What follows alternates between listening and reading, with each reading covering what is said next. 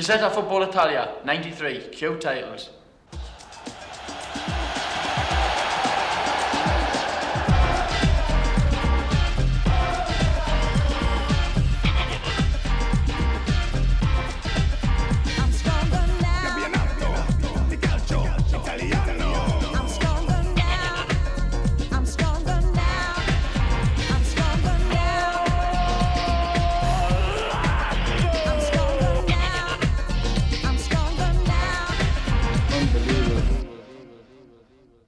Well, I'd just like to wish everyone a Happy New Year, 93. I hope I have a good year. I hope my year has been as good as the last 6 months. Everyone's went well for us. I hope I carry on winning for England and hopefully carry on towards the World Cup, as do everybody else in England. I hope everything goes very, very well for Lazio and carry on staying up there at the top. We're third at the moment, and we want to carry on that and stay as high as we can in 93. But more about that later. First this. Coming up, Roberto Baggio back in action and back on the goal trail for Juventus. Sampdoria's Christmas victory with champions AC Milan. And Roberto Mancini, hat-trick hero last weekend against Foggia. James Richardson goes behind the headlines to bring us all the week's news. Every goal from last Sunday's Serie A matches. There's your chance to win a trip to the Italian Cup final and an old-style Italian club shirt. Gazzetta outlines his hopes for the new year. There's a special look at the top sides in Serie A B. And with Des Walker under fire in the British press, we hear the views of his Sampdoria colleagues before tomorrow's big clash against Juventus. And it's Juventus who kick off our action as Gary Bloom reports on last weekend's match with Parma. 1993 begins with the return of arguably the team's best player, number 10 Roberto Baggio, who's recovered from the rib injury he incurred while playing for Italy in a World Cup qualifier in Scotland. Baggio's often been severely criticised by Juventus coach Giovanni Trapattoni, who wants more perspiration as well as inspiration from his captain. Well, Parma are inevitably inspired by their Swedish international Thomas Brolin, the player in the number 11 shirt. The team arrive in Turin without their captain Lorenzo Minotti, who's suspended. Utility player Gabriel Pin is no stranger to this setting. He began his career with Juventus in the early 1980s. Well, 1992 was a vintage year for Parma, but 1993 sees Roberto Baggio back for Juventus. Juventus enter the new year. Lovely layoff there by Müller. Vialli given away. Corgi picked it up. Here's Pizzi down the left. Melli's made a run. Here is Melli. He's breached the Juventus defence. And Melli, who scored a goal against Juventus in the Italian Cup final at the end of last season, should have given his side the lead. This is a brilliant, incisive ball here by Fausto Pizzi, and Melli shot wastefully wide. Still Juventus 0, Parma 0. And Juventus' superior status has been heavily disguised. That time Vialli gave away a free kick.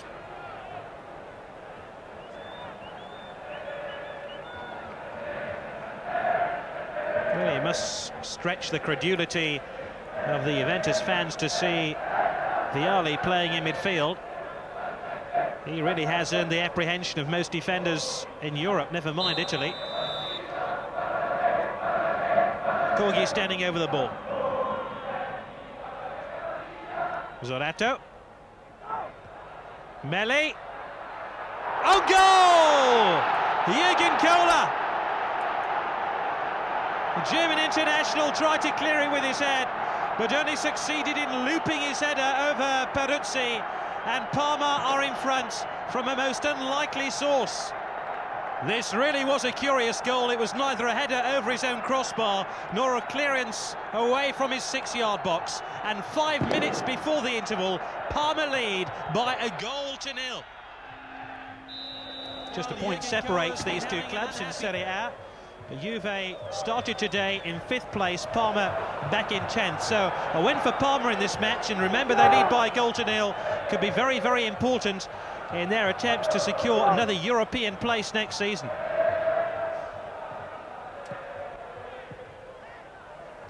Now this looks more promising by Juventus. Roberto Baggio, Marocchi popping up on the left-hand side.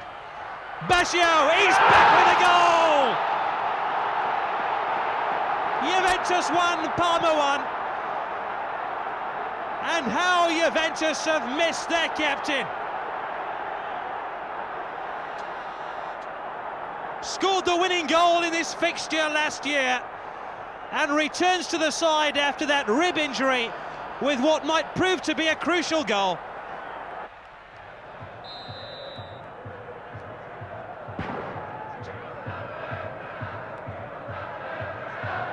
That's a good ball by Melli. And the bumpy surface directly responsible for Juventus conceding that corner. Muller unable to keep his feet.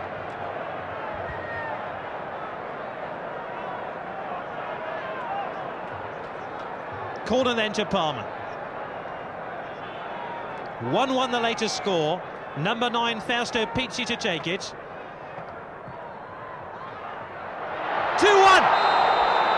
Melli's done it again. The man who scored in the cup final scores what could prove to be the winning goal against Juventus.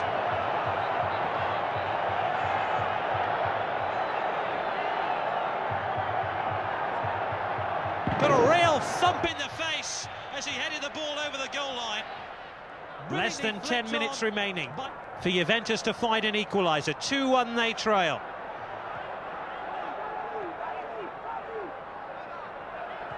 Marocchi, Ravanelli, Di Canio, stepping inside the challenge of Serrato. Dino Baggio, it was too hot to handle, and quite rightly Marco Ballotta in the Parma goal elected to divert the ball over the crossbar.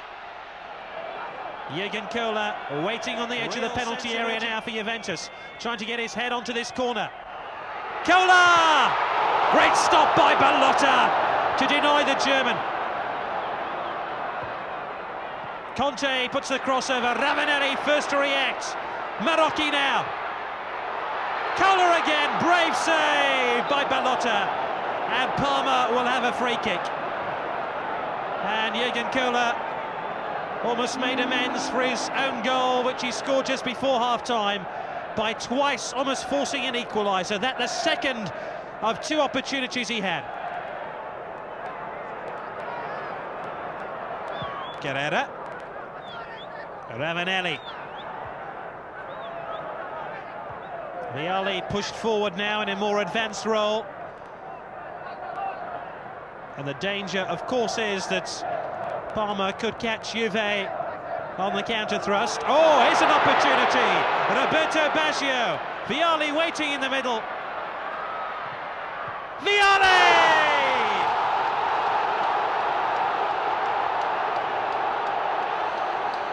We've still got time for a winner, says Vialli.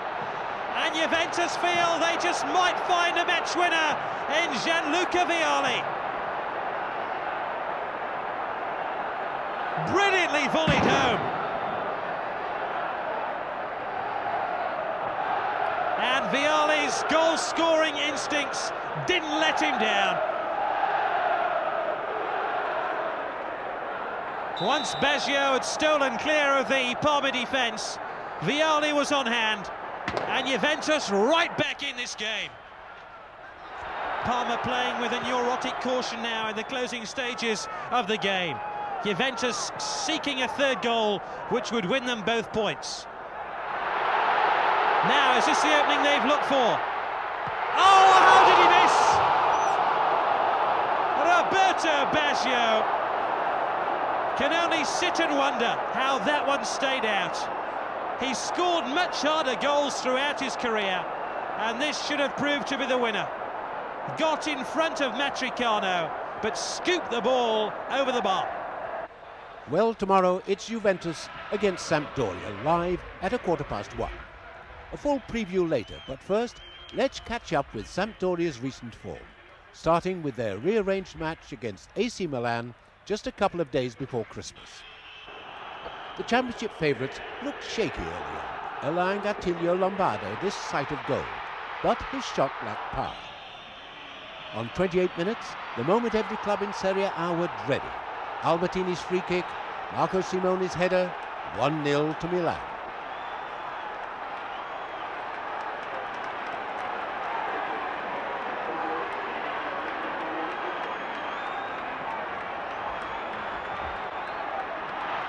Sampdoria skipper Roberto Mancini decided on a direct approach in search of the equaliser, but his finish didn't match the run. Spurred on by that escape, Milan pressed for a second, but as Forest fans will testify, that kind of cross will never beat Des Walker.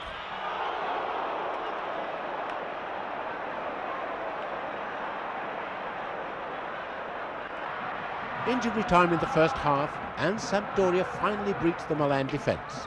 A magnificent cross from Lombardo and the perfect finish from Ivano Bonetti. The Milan keeper sent one way, then the other, but Rossi had no chance. 1-0.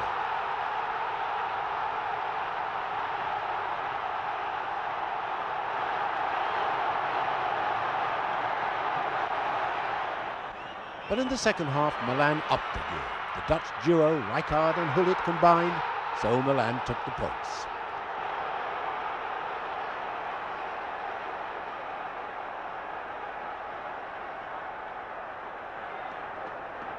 Sampdoria played well, but not well enough, and the reigning champions were more than happy with the result.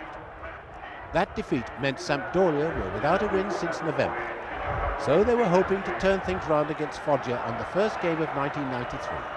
Gary Bloom reports. One of the most charitable defences in Italy these days belongs to Sampdoria in blue. Manini number 2 and Lana number 3 make a real pig's ear of that Foggia raid. Lana's tackle on Kolivanov would grace Twickenham rather than the Luigi Ferraris Stadium. Biagioni scores his 5th penalty of the season. When Sampdoria lose the ball, they're in big trouble. They have 5 defenders here to cope with 4 Foggia attackers, but Bresciani still manages to score.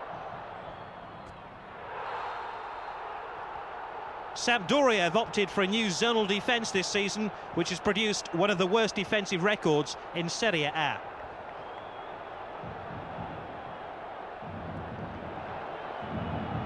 A 50-yard pass kick-started Sampdoria into real urgency. Watch out for number 10, Mancini. A hop, a skip and a jump before a goal. Mancini deserves a good deal of praise for this goal.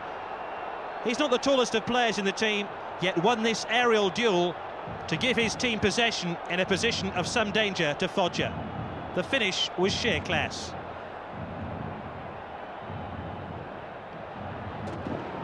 If Mancini hit that one sweetly, watch out for his second goal. A raking move involving Bertorelli and Serena.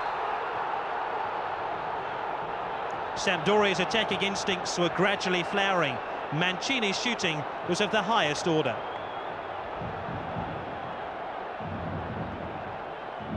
Into the second half now, Bertorelli to Lombardo. Just a hint of handball as Mancini helps the ball into the penalty area before claiming his hat-trick.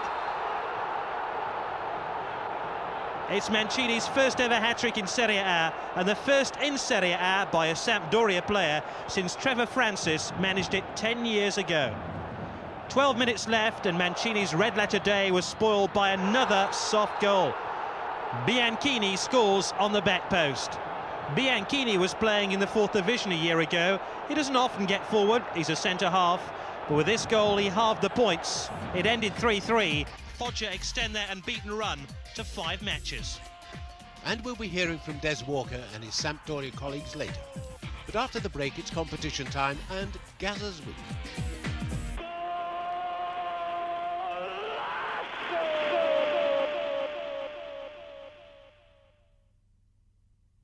Time for a long overdue look at the Italian sports press. Now you may remember that as we left things last year, discord and bitterness were rife and argument was very much the order of the day, particularly where Ruud Gullit and Milan were concerned. Well, I have in my hand a piece of paper that tells me that the Christmas cheer has worked wonders. Berlusconi makes the peace with Hullet. This is from last Wednesday, in fact, and in fact they got it slightly wrong. It was Hullet who grabbed the microphone at the end of a long press conference to explain to a stunned audience, which included President Berlusconi himself, that he wanted to make up with the club. "We've had our tiffs like any husband and wife would," he said, "but I've now made my decision and I want to stay with the club. I'm going to renew my contract." Now, for those of us who can remember Hullet's comments about Milan over the last 4 months, and particularly in December with, if you recall, headlines like "Hullet poisons Milan," this is an about-face of positively Franco Baresi-esque proportions. As yet, there's been no official comment from Milan, but Berlusconi himself at the press conference said, with the hairstyle that Hullet's got, he must be the wife of the pair. Well, down in Florence, meanwhile, they waited until the season of goodwill was safely out of the way before springing the New Year's big surprise story upon us. And here it is in the Gazzetta dello Sport from Monday. Firenze via Radice. Radice is out. The coach of Fiorentina fired by the president after the club's home defeat by Atalanta.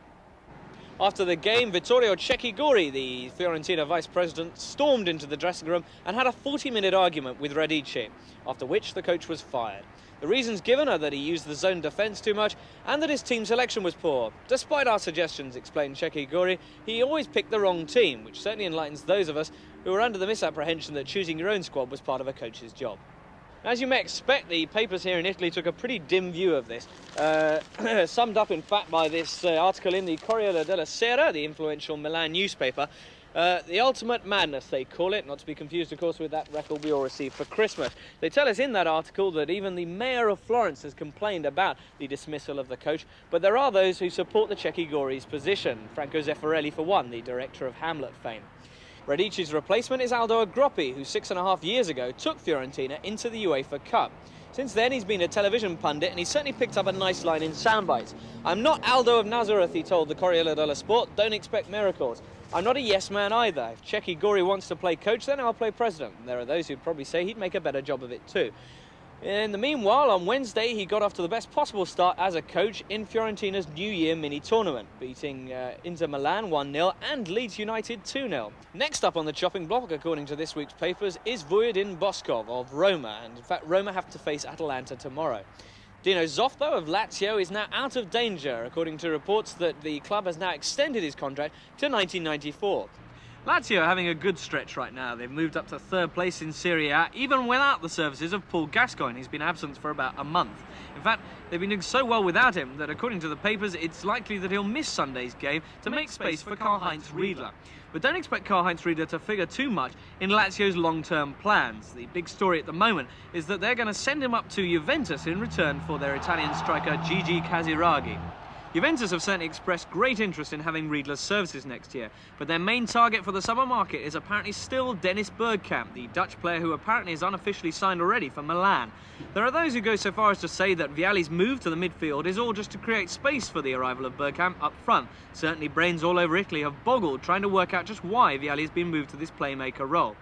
There was even a survey in the Gazzetta dello Sport which discovered that a massive 94% of fans disapproved of Vialli's move to midfield. Well, I went up to his old club Sampdoria early in the week to ask his ex-teammates what they thought of the whole affair, particularly since they're going to be facing him tomorrow. You can hear their reactions to that later in the show. Also coming up later, we have our usual tete-a-tete with Paul Gascoigne and a competition. But first, though, the first part of our goals roundup from last Sunday's Serie A action. Lazio travelled to Ancona without the injured Paul Gascoigne and Karl-Heinz Riedler and had to contend with near-Arctic conditions as well as a side fighting to stay up. Agostini should have done better here. Ancona threatened again moments later, but Fiori saved comfortably.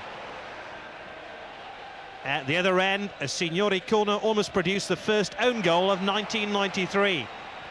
Then on the half-hour mark, Lazio opened the scoring, Diego Fusser netting his 6th of the season. Fusser was dealt a helping hand from both the pitch and some reckless goalkeeping. Well, in true tradition, Ancona fought back in the second half, Caccia with the first effort, and then the pass to Pecoraro, who failed to take advantage of his good fortune. The same player tried his luck again from long range. Inevitably, Ancona's search for a goal left them exposed in defence. First Fusser, and then Signori were denied by fine goalkeeping from Michilo. Signori did manage to find the net with a quarter of an hour left of the game. Unfortunately for him, the goal was ruled out for offside. But the league's top goal scorer wasn't to be denied a New Year goal, converting with supreme confidence 5 minutes from full time.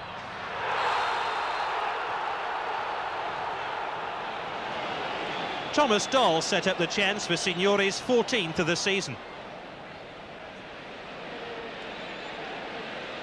And it was Signori again 2 minutes later, providing the cross for Vinta to score Lazio's 3rd of the game. It was perhaps appropriate Vinta should score, given the driving snow. It finished 3-0, Lazio move up to joint 3rd in Serie A.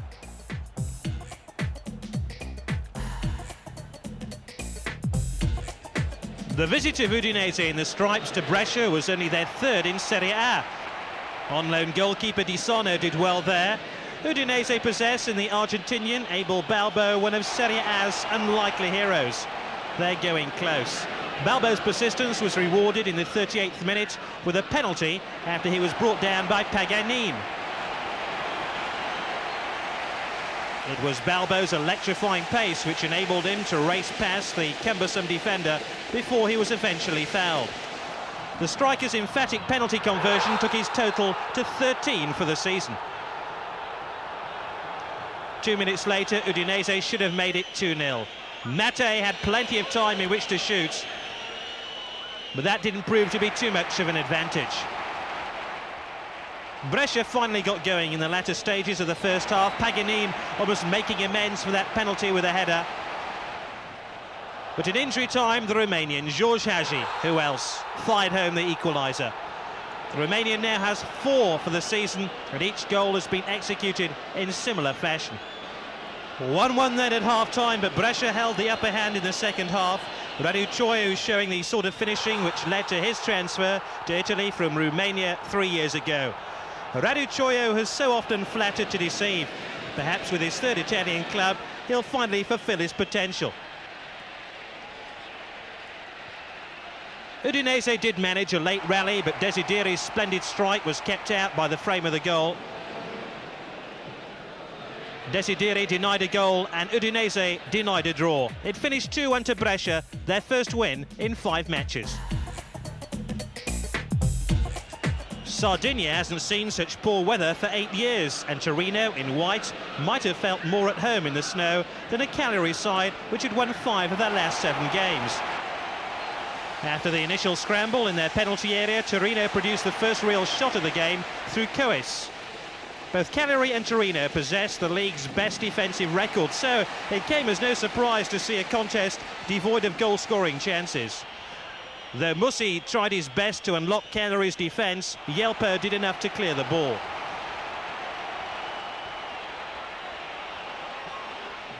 Cagliari eventually reached their opponent's penalty area, Casagrande getting it away before he moved to the other end of the field, but aimed his header straight at the goalkeeper.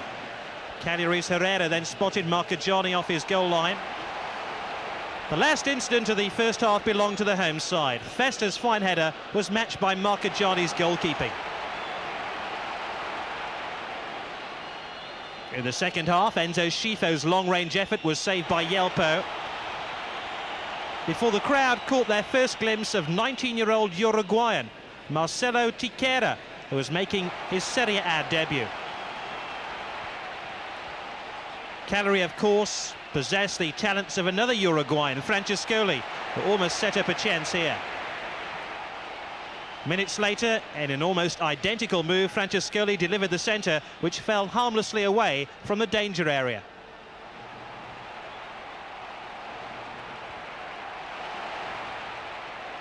The one-sided second half culminated with this free kick from Puchedu, which failed to alter the game's outcome. Cagliari 0, Torino 0. A nagging thigh injury kept Paul Gascoigne out of action last weekend, but there's still plenty for him to tell us about. Hi, well, yeah, I am to talk about my week. As you say, Lazio had a great win against Ancona in terrible weather, snow on the ground and everything, and they pulled off a fantastic victory, 3-0. Just shows, you know, Lazio can win games without me, and they've been doing that throughout the season. I've had injuries and that, and it's great to see them going on strong. It takes a lot of pressure off me, you know, see the players doing really, really well, and Signori doing fantastic.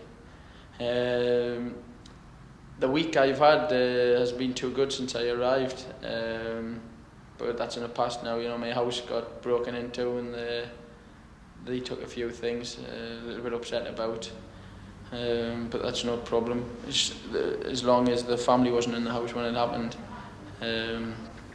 But I had a good Christmas, stayed in a lovely hotel, Sopwell, little mention for them. Stayed in there with Cheryl and Mace and Bianca, and we had a fantastic time. I really enjoyed it. It was good seeing the kids open the presents. I mean, me. New Year was good, you know. It was off. I pulled a little problem in my leg, so he said I could go home for a couple of days. It was good to spend New Year. You know, I went away to Cheryl for a couple of days. It was really, really nice. Now it's back to the real stuff, and looking forward to the championship. And I think it's just a matter of hopefully Milan dropping points, so we can creep up on them. There's still a few games to go, and we hopefully can get the point. Well, things also in Italy, you know, you can be a manager one day, the next minute you're fired. It's as simple as that. The coach of Fiorentina is going through a rough time. Not just a rough time, but he's just been fired. So he's looking for a new job. So it's a good new year to him. The Roma coach is under pressure. But what I'm pleased to see is that Zoff I think he's been given a new contract 94. Yeah, I'm pleased for him because he's worked very, very hard. He's a nice man. He is when he picks us. I don't know what he's like when he isn't. But he's a nice man, and I'm pleased to see him get a new contract. And I hope everything goes well for everybody back home in '93. Have a good new year. Ciao, arrivederci.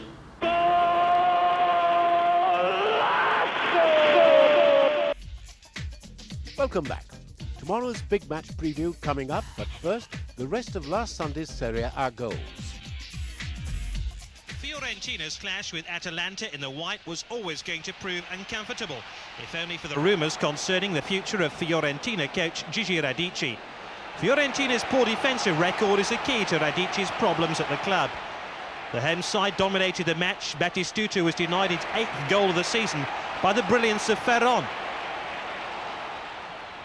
Atalanta riding high after a promising start to the season, threatened through Gantz. Here he is again, but his shot lacked power to beat the goalkeeper. Fiorentina's defensive deficiencies were exposed in the second half yet again. Rambaudi's pass allowing Perone to finish in style. 1-0 to Atalanta.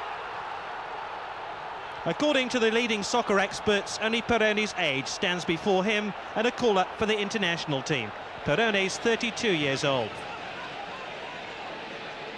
One of Fiorentina's famous internationals, Brian Laudrup, almost produced the equaliser before another, Stefan Effenberg, saw his long-range effort saved by Ferron. The home side penned Atalanta into their own penalty area for the last 20 minutes. Baiano somehow squandered this opportunity. Then from a Brian Laudrup corner, Carnashali missed the target from 5 yards. Laudrup again provided the cross for Batistuta's flying attempt at goal. The two imports combined almost to perfection on this occasion, and fortunately Batistuta's header off target.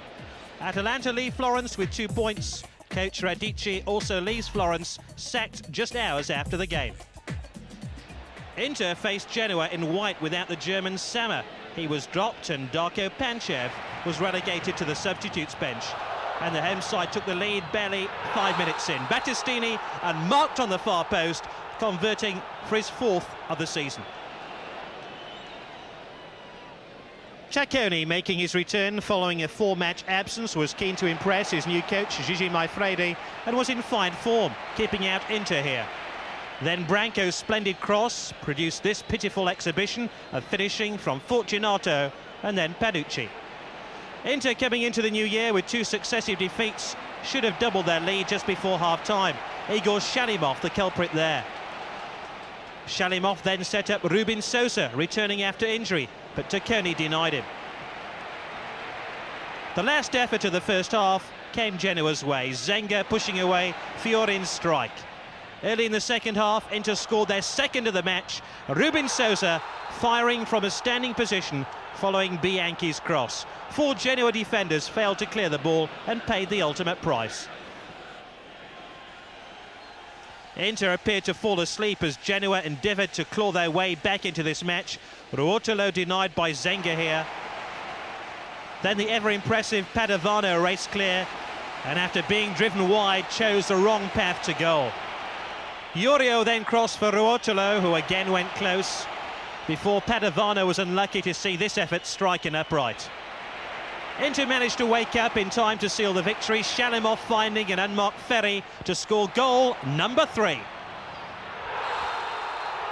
The replay shows Ferri in an onside position once the Russian had released the ball.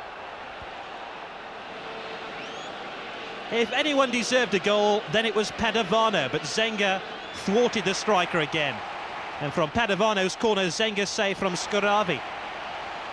With 7 minutes to go, Inter made it 4-0. Shalimov punishing poor defensive play to produce a scoreline which more than flattered the home side. Inter, under the guiding light of former Genoa coach Osvaldo Bagnoli, said after the game if there was a match he didn't want to win by such a big margin, then this was it. 4-0 to Inter, they move up to second place in Serie A. Pescara in orange had never won in Naples. Roberto Pollicano was soon giving them a reminder of their poor form against Napoli, and not to expect too much this time either. The star of the game was number 11 for Napoli, Daniel Fonseca. Medical opinion said he shouldn't have played because of an ankle injury. Fonseca took 16 minutes to puncture Pescara's defence, which has hemorrhaged goals this season. That's 9 now for the season for the Uruguayan international. Zola's carefully weighted pass pushes Pescara into full retreat. Fonseca's strike is low and accurate. The Pescara defenders will still be having nightmares about Daniel Fonseca, who was looking for his second goal before half-time. If only Napoli could convert more of their chances, they might be further away from the relegation zone. When Pescara threatened to score, they handed possession back to Napoli, quite literally here. If only the goals would have been 5 foot higher, Napoli would have had 5 themselves. Crippa missed that one. Sliskovic then threatened to embarrass Napoli's domination of the game. Borgonovo just a pace behind the ball. Fonseca was soon claiming his second goal of the match, a suspicion of offside before he scores his 10th for Napoli. He's scored half Napoli's goals this season. Pescara ploughed on down the right-hand side, Palladini's ball to Righetti's head. Zola and Pollicano then linked up to put Pescara's defence on red alert. Fonseca, chasing a hat-trick, was oozing confidence. That was until he was in his shooting stride. Just 2 then for Fonseca as Napoli ease away from the foot of the table. Match of the day in Italy was Milan in white away to Roma. 6 minutes in, Milan reduced to 10 men as Baresi hauls back Bonacina. Well, that's the referee's interpretation of the incident.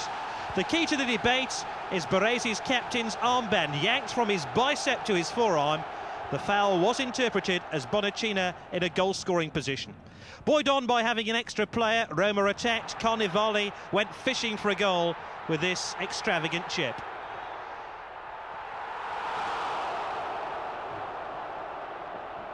Argentinian Claudio Caniggia was soon forcing Milan back. With a defender light, the champions soon made a switch, bringing on Nava for Massaro. Milan were without European Footballer of the Year Marco van Basten, so last year's winner Jean-Pierre Papin took over the number 9 jersey, but not Van Basten's extraordinary goal-scoring powers. What Milan lacked in numbers, they made up for in sheer class. Ruud Gullit may have had his differences with Milan recently, but this was a real kiss and make-up goal.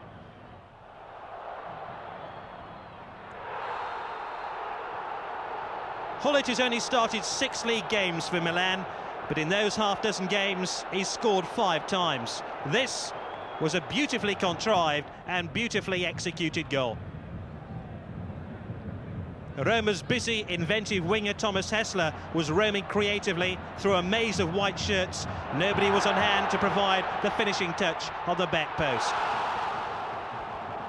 Sometimes you don't have to hit them hard to score. Sometimes the goalkeeper can do you the odd favour. Rossi in the Milan goal, almost ending up with a red face.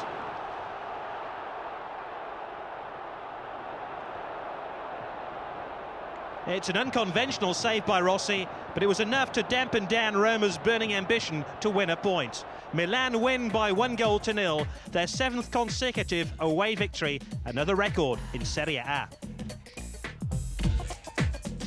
Well, those results leave AC Milan even more firmly ahead in Serie A. 8 points clear of local rivals Inter. But Lazio's 2 successive victories put them into 3rd place ahead of Torino and the surprise packets, Atalanta. Pescara are firmly rooted at the foot of the table, along with Ancona. Despite their 2-0 win over Pescara, Napoli are still in trouble, along with Udinese and Roma. Beppe Signori's strike against Ancona puts him top in the goal-scoring charts, above Abel Balbo. The injured Marco Van Basten is still 3rd on 12, with 5 players bumped just below. Serie A B's game of the day was between leaders Reggiana against the early pace-setters Cremonese. Reggiana broke the stalemate in the 78th minute when the informed striker Marco Paccioni connected with Morello's cross. 3 minutes later, Reggiana extended their lead when Gualco swung an arm at Paccioni in the box.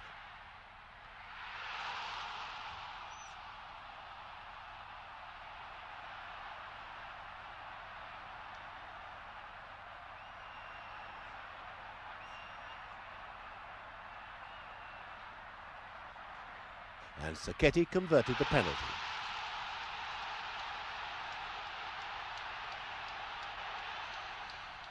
Two minutes from time, Reggiana keeper Bucci conceded his first goal for 763 minutes, when the fullback Petroni scored a consolation goal for Cremonese.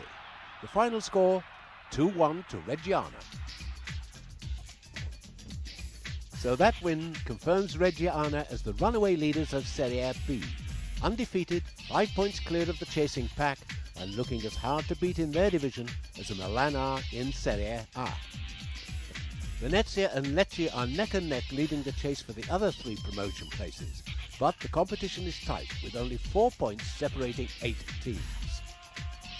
But we finish today back in the top flight. Atalanta could improve their position still further by beating Roma, and Gazza's Lazio must fancy their chances against Brescia. AC Milan face Cagliari, and you can see extended highlights of that match in Gazzetta Football Italia next Saturday. But our featured game tomorrow, kicking off at 1:30, sees Sampdoria take on Juventus. James Richardson has been to Genoa to find out the mood in the home camp. It's a bright sunny day here in Genoa, and most of the town seems to have come out here to Sampdoria's training ground in the mountains to the south of the city. Now this is the place that, according to some English newspapers, Des Walker is having a bit of a disastrous time. However, there is a theory that you can't believe everything you read in the papers, and so we've decided to come ourselves and find out A, how the team is getting along in its preparations for tomorrow's big game with Juventus, and B, more importantly, what they themselves think about the whole Des Walker story. Des himself denies ever reading the English sports press and so claims to have no knowledge at all of the articles. Others, though, both inside and outside the team, are quick to spring to his defence. Secondo me Walker è un giocatore veramente bravo, era partito molto bene, poi ha trovato qualche difficoltà, ma adesso piano piano le sta superando. Penso che sia un'esagerazione così, quello che hanno scritto i giornali inglesi. Penso che tutto sommato, se guardassero bene le partite, vedrebbero che Walker sta disputando un buon campionato. You know, the team had some problems lately, as we talked about before. But Walker is doing well, he's playing well, and I mean, you cannot say that it's Walker who made us lose a lot of points. Absolutely not. He's doing fine. He's a great professional, and we are happy with him. No problem at all.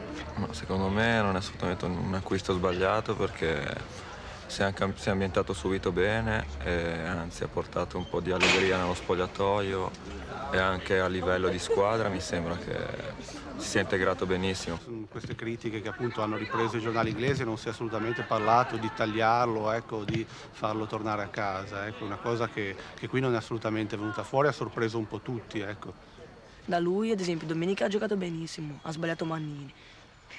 Sotto Porto, cioè lui non ha che...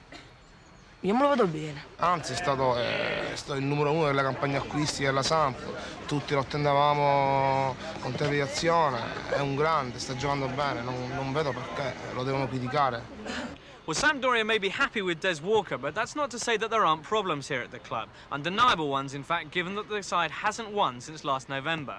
It's the coach's job, of course, to try and sort all that out, and so Sven-Göran Eriksson has identified the 3 main problems behind Sampdoria's recent record. One thing is when we attacking that we create a lot of occasions every game lately, but we scoring few goals in the occasions we creating. Second thing is that free kicks corners we're losing too many goals. Third thing is that when we have the ball, we have the ball in the defense. We play it up to the midfield or up front, and when we push up the team, when we lose it, the opponent's scoring a lot of goals against us. 3 things we must try to resolve for Sunday against Juventus. Well, according to the papers here in Italy, the good news for Sampdoria right now is pretty much limited to their captain, Roberto Mancini, or Bobby Goal, as he's somewhat predictably called around these parts. His hat-trick on Sunday against Foggia certainly bears that out, turning a 0-2 disastrous scoreline into a winning position for Sampdoria, and in fact taking his goals total for the 11 games he's played so far to 8. Despite their captain's prowess, though, Sampdoria have managed just 2 points from their last 5 games. In the light of Eriksson's comments then, I asked Mancini to try and explain Sampdoria's recent troubles. L'anno scorso avevamo Cerezo, Katanec, Bonetti, Dario che erano alti e quindi di testa difficilmente ci facevano gol. Quest'anno purtroppo non li abbiamo più, Katanec è infortunato e quindi è chiaro che soffriamo, forse dobbiamo stare un po' più attenti. Da noi erano andate bene per un po' e poi chiaramente vengono fuori gli errori e poi siamo anche un po' sfortunati ultimamente, anche se secondo me non meritavamo di perdere le partite che abbiamo perso, quindi no, secondo me non c'è da preoccuparsi più di tanto. Poi è chiaro che in attacco uno può creare tante palle, però è difficile metterle sempre tutte in rete. Mancini is now having to fill the vacancy left in the Sampdoria attack by Gianluca Vialli's departure for Juventus. In their 8 years together at the club, Vialli and Mancini took Sampdoria to its greatest successes, an Italian championship in 1991 and the final of the European Cup at Wembley last year. The 2 players were known as the twins, together the symbols of Sampdoria, but Mancini denies that his first game against his old teammate will affect him too much. Per me no, per lui perché io sono rimasto qua, quindi non ho nessun problema. Per lui penso che di sì, perché tornare nello stadio che l'ha visto protagonista per 8 anni penso che sia un po' di emozione, anzi penso tanta, quindi speriamo. Voi siete sentiti in questi giorni? Sì, noi ci sentiamo spesso. E lui che cosa ha detto? Niente, ha detto che mi marca, quindi stare attento. To be honest, the expected fuss over the Shaven One's return to Sampdoria has been rather overshadowed by another story, Juventus' decision to move Gianluca Vialli to a more midfield role. This castration, and I quote, of Italy's leading striker has so far drawn derision, bewilderment and outrage in equal measure. But here at Sampdoria, they're taking a more relaxed view about it. I'm curious to see Vialli play in the midfield. I never seen it, but for sure he's a great player. He can do also that.